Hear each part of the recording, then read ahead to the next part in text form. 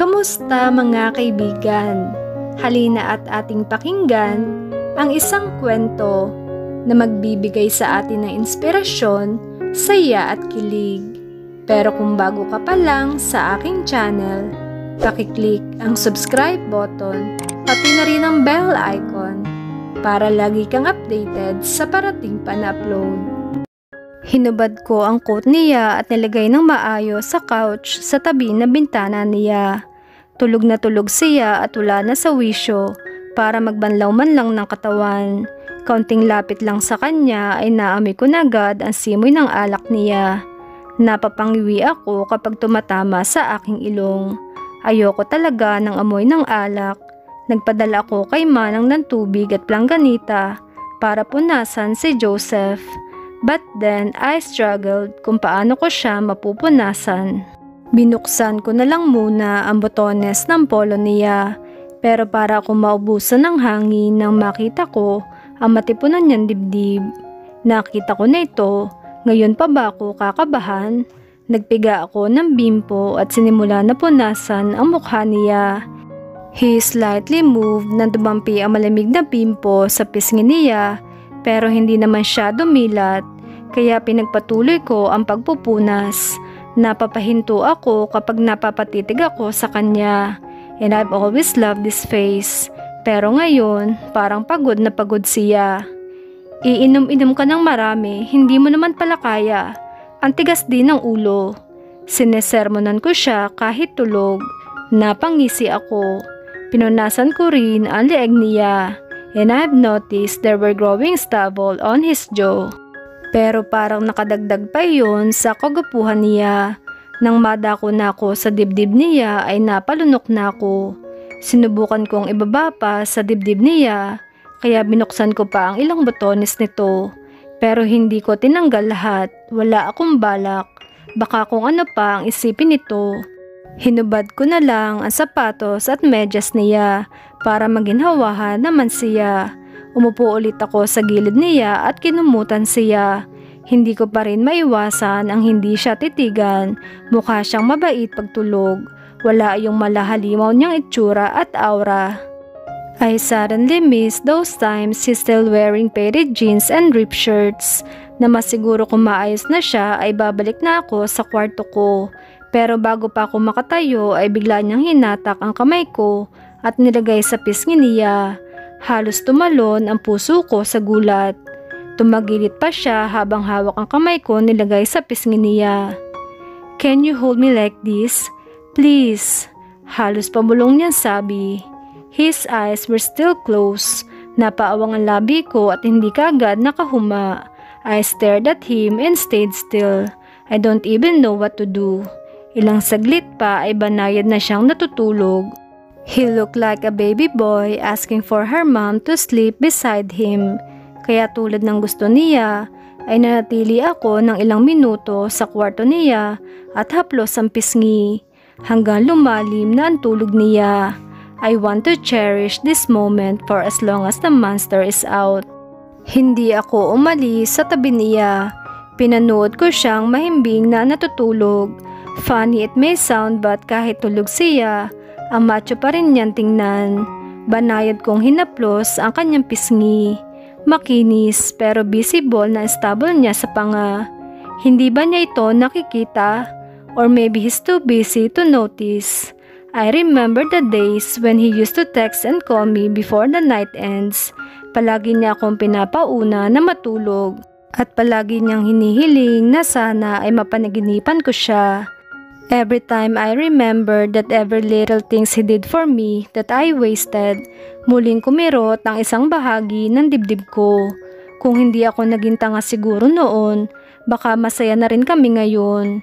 Kung sinunod ko lang sana ang sinabi ng puso ko, edi sana hindi ko na siya nasaktan pa. Mahal kita, Joseph, mahal na mahal kita. Ngunit siguro parusa sa akin kung ano ako ngayon. I made you to be like this. I created the monster inside of you. Kung pwede lang sanang maibalik ang lahat ngayon, I would do that. I will make you the happiest man alive. Dahil mamahalin kita ng higit pa sa pagmamahal mo. Kung anong meron tayo ngayon, aalagaan at papakaingatan ko. I bit my lower lip at isang agos ng luha ang lumabas sa aking mata. I hope everything's still the same. Dahan-dahan kong tinanggal ang kamay ko at walang ingay na lumabas ng kanyang kwarto. Good morning, Manang. Saktong kalalapag pa lang ni Manang nang sinangag sa lamesa nang pumunta ako sa hapag. Good morning, Manang. Saktong kalalapag pa lang ni Manang nang sinangag sa lamesa nang pumunta ako sa hapag. Magandang umaga rin, Ara. Halika na dito at mag-almusal ka na. Aniya. Napanguso naman ako nang mapansin kong wala pa si Joseph. Usually, mas nauna siya sa akin sa pagising. Si Joseph po ba maagang umalis? Ha?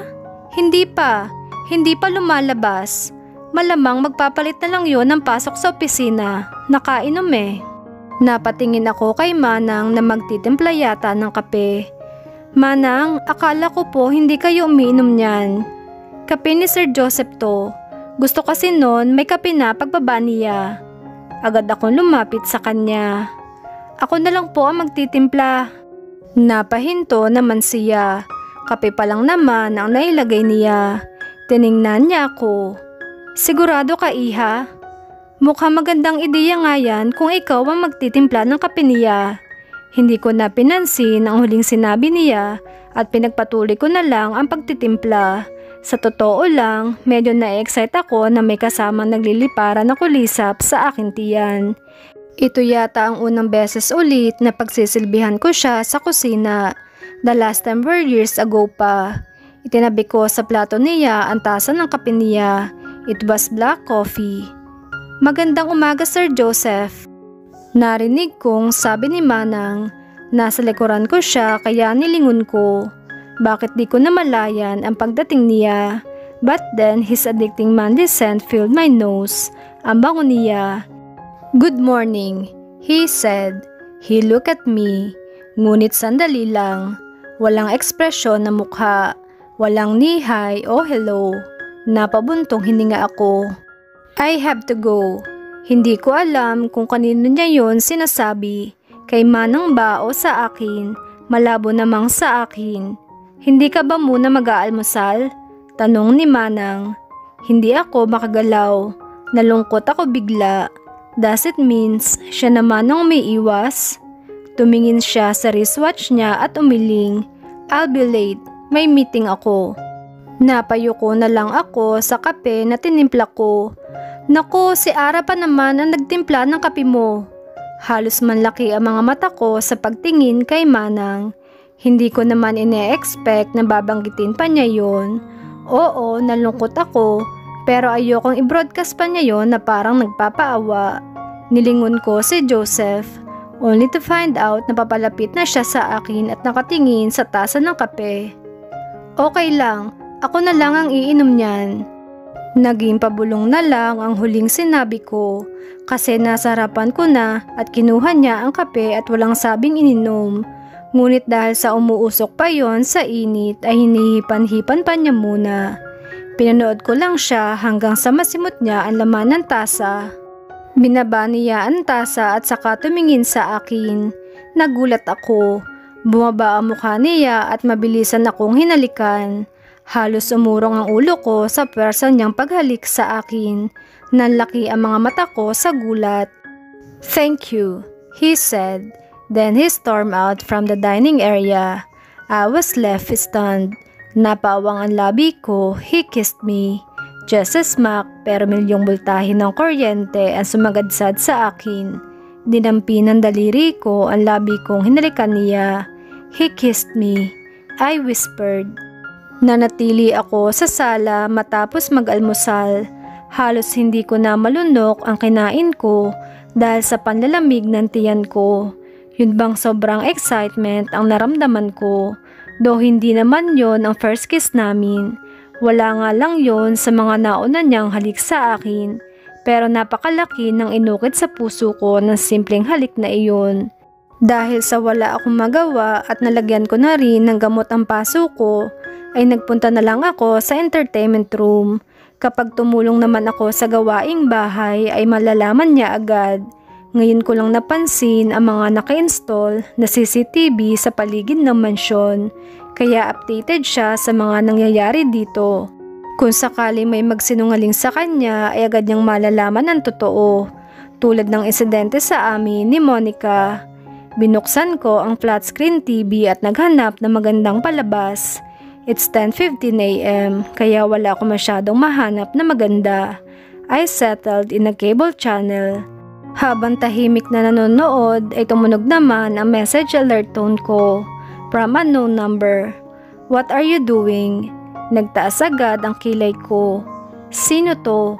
Tapos tinatanong pa kung anong ginagawa ko.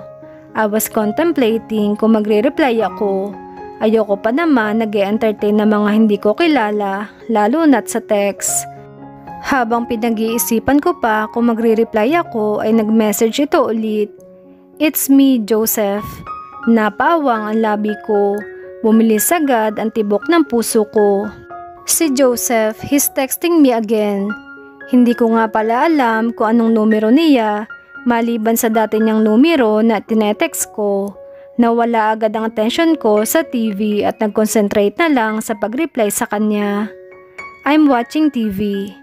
Napakagat ako sa aking daliri dahil sa pinaghalong kaba at excitement na nararamdaman ko. Hindi ko rin binitawan ang phone ko at hinintay ko magre-reply siya. Dala pa rin ito ng paghalik niya sa akin kanina. Parang may something new sa kanya. Kahapon lang hindi ko siya pinapansin. Tapos ngayon, napaigtad pa ako nang mag-vibrate sa kamay ko ang phone ko. He sent another text. Okay, have you eaten? Your lunch, I mean. Halos maupod na ang daliri ko sa pagkagat. I felt like I was dealing with my old Joseph right now. Nope, maya-maya pa. Ikaw, wika ko. Siguro naman nasa opisina siya ngayon, buti hindi siya busy. Ngayon niya lang ako tinext ng ganito simula na magkita kami ulit. Hindi pa, aniya, ang iksi ng sagot, pero gusto ko pa siyang makatext. Dito ka ba maghahapunan? Lalo ako na-excite kaya lang, di kaya maging awkward na naman kami? Yes, wika niya. May gusto ka bang ipaluto? Dahil kung magre-request siya ng gusto niyang pagkain ay ako ang magpipresenta, tulad ng dati, pero ilang minuto muna lumipas bago siya nag-reply ulit.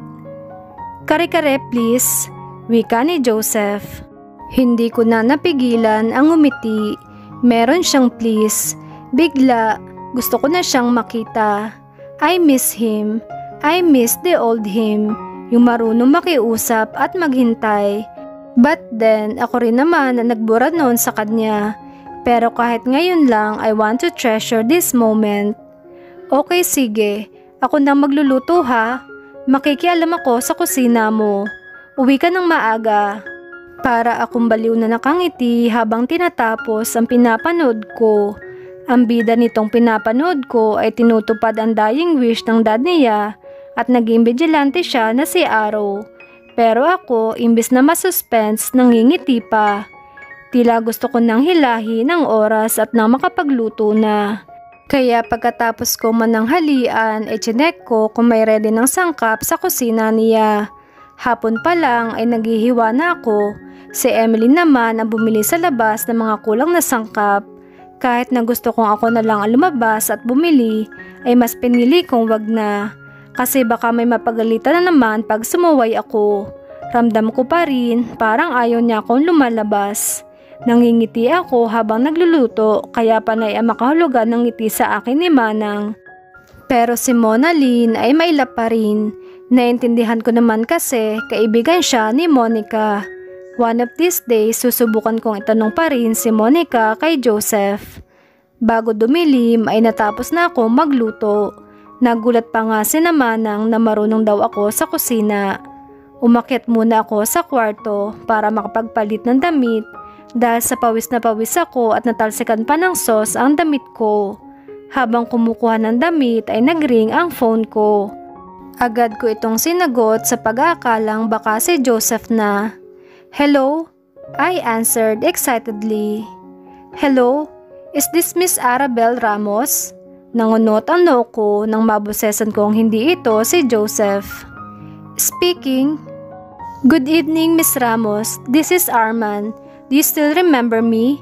Sa presinto. Napawang ang labi ko. Of course, naalala ko siya. Siya ang tumulong sa akin nang hinaras ako ni Dino sa convenience store. Yes, sir. Naalala ko po kayo. I smiled. Umupo ako sa gilid ng kama habang kausap siya. I got your number from the precinct. Pinuntahan kasi kita sa bahay mo, kaya lang walang tao. Ang sabi, lumipat ka na raw? Ah, opo. Hindi na kami doon nakatira. Bakit niyo po ako hinahanap? I tried to change the topic regarding sa bahay. Natatakot ako mabuksan ang pangungulila ko sa bahay at kay Lola. Tumikhim muna siya bago sumagot. Gusto ko lang sana na i-update ka tungkol sa case ni Dino. Well, I promised you the last time we talked.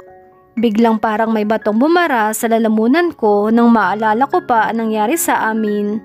Though naagapan naman ang pagtatangka ni Dino, ay nag-iwan pa rin ito ng trauma sa akin. Ano po bang nangyari na? Mahina kong tanong. Nang bumalik kasi ako sa presinto ay nalaman ko na kapagpiyansa pala si Dino. Pero inaresto ulit siya ng pulisya. Ang sabi, may nakitang matibay na ebidensya laban sa kanya. It was the CCTV footage na sinrender mismo ng management ng tindahan. Kaya lang, I waited for his next sentence but after a couple of seconds ay hindi siya nagsalita. Kaya lang ay ano po, bumuntong hininga siya. When he got back in jail, pinagtulungan siyang bugbugin sa loob. My hand automatically covered my mouth. I was halted. I didn't expect that to happen. Is he okay? Suddenly, I hope he was alive. Sinugod siya sa ospital at patuloy na inoobserbahan. Naging critical ang lagay niya pero still alive. Nadalo ko na rin siya sa ospital. He said sorry for what he had done to you, Miss Ara. Nanginig ang kamay ko sa narinig ko. I know I hate him for what he had done to me, pero hindi ko naman inaasam na umabot dito. Thank God he's still alive. Ilang segundo rin akong hindi nakapagsalita sa gulat until I heard him called me. Are you okay, Miss Ara? Yes, I'm alright. Sir Arman, maraming salamat po sa tulong nyo sa akin. Sa totoo lang po ay nahirapan akong harapin pa ang kaso. I almost wanted to drop the case and forget about that. Salamat po sa malasakit ninyo. I'm happy to help. From now on, you can live with no loads at your back. Bahala na sa kanya ang batas. Kahit papaano ay para ko nakahinga sa sinabi niya. Parang nabawasan nga ang alalahanin ko. Buong puso ako nagpapasalamat sa kanya at binaba ang tawag. Taimtim ako nagdasal at kahit papaano ay nabawasan ang aking problema. And I have to forget that part in my life. Nagpalit na ako ng damit pagkatapos.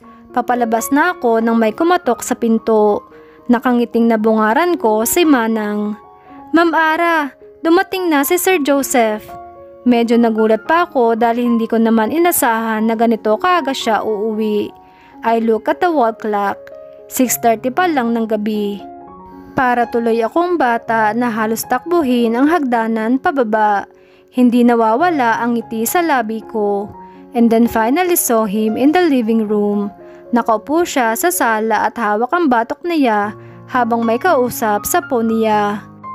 Well, he kind of a little look exhausted. Bumagal ang bawat hakbang ko sa hagdan. Nagangat siya ng tingin sa akin. My heart was beating faster in my chest. He was watching me while going down, and I can't even take his eyes away from me. There was something. Okay, I'll try. Yun ang huling sinabi niya sa kausap habang nakatitig sa akin. He's just staring but for whatever reason, I found it so sexy. Nung nakalapit na ako sa kanya, ay tumayo siya nakatitig pa rin. Ayan na naman ang mga tingin niyang kulang na lang ay magsumigaw na hinahalukay ko ang kailaliman ng kabuturan mo. Hindi ko tuloy alam kung ngingiti ako o ipagpapatuloy ko ang hindi pagpansin sa kanya. Ngunit automatiko ngumiti ako. Gutom ka na ba? Maghahain lang kami.